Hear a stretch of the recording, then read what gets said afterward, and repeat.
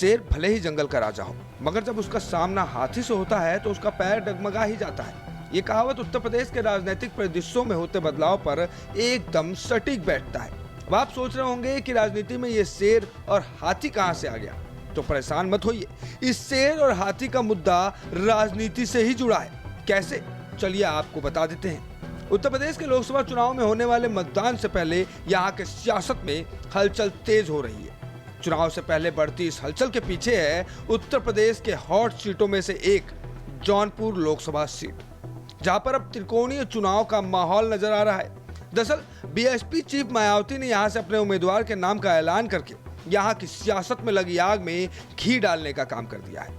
आज बसपा ने सबको चौंकाते हुए जेल में बंद बाहुबली धनंजय सिंह की पत्नी श्रीकला सिंह को टिकट थमा दिया, जिसके बाद यहां की सियासत ने जबरदस्त मोड़ ले लिया है।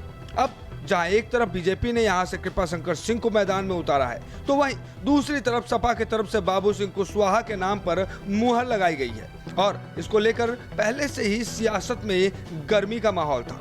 मगर अब बीएसपी ने बड़ा खेला करते हुए धनंजय के सहारे चुनाव में जीत के लिए उनकी पत्नी के नाम पर मुहर लगाकर माहौल और गर्म कर दिया है।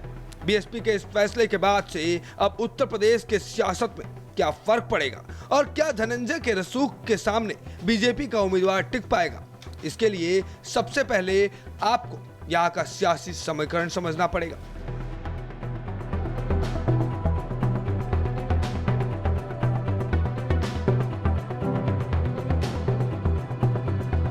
जौनपुर लोकसभा क्षेत्र के सियासी समीकरण को देखें तो क्षत्रिय, यादव, मुस्लिम, ब्राह्मण और दलित समुदाय के वोटर निर्णायक हैं।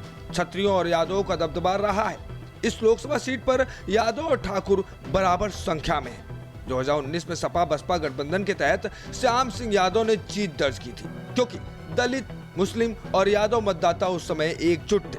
दूसरी तरफ बीजेपी की नजर क्षत्रिय और ब्राह्मण वोटों पर रहती है। ऐसे में अगर धनंजय की पत्नी श्रीकला या उनका कोई भी करीबी चुनावी मैदान में उतरा तो क्षत्रिय वोटों में सेंधमारी का खतरा साफ पड़ जाएगा, जो बीजेपी के लिए एक बड़ा चिंता का सबब बन सकता है। वहीं अब बसपा की तरफ से श्रीकला के मैदान में आने से यादव, मुस्लिम और ठाकुर वोटों के समीकरण का सपना संजोए बीजेपी के लिए टेंशन बढ़ सकती है।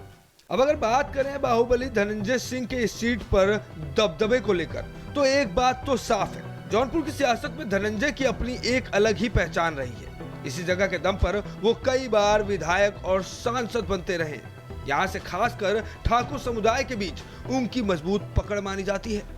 ऐसे में जौनपुर सीट को उनके कब्जे से छुड़ाकर अपने कब्जे में करने के लिए भारतीय जनता पार्टी ने कृपाशंकर सिंह को प्रत्याशी बनाया है, जो अभी तक मुंबई की सियासत में ही एक्टिव नजर आ रहे थे, मगर इस बार वो अपने गृह जनपद से किस्मत आजमाएंगे। अब सियासी जानकारों का मानना है कि बीएसपी के इस फैसले के बाद जौनपुर के सियासी खेल में बड़ा बदलाव देखने को मिलेगा। वो बदलाव क्या होगा ये तो वक्त ही बताएगा, मगर आप हमें जरूर बताइएगा कि आपकी क्या राय है। क्या आपको लगता है कि बीएसपी के इस उम्मीदवार से कहीं ना कहीं समाजवादी पार्टी और भारतीय जनता पार्टी का समीकरण खराब हो सकता है? कमेंट बॉक्स में राय जरूर दीजिएगा। भारत समाचार के डिजिटल डेस्क से विश्वेश तिवारी।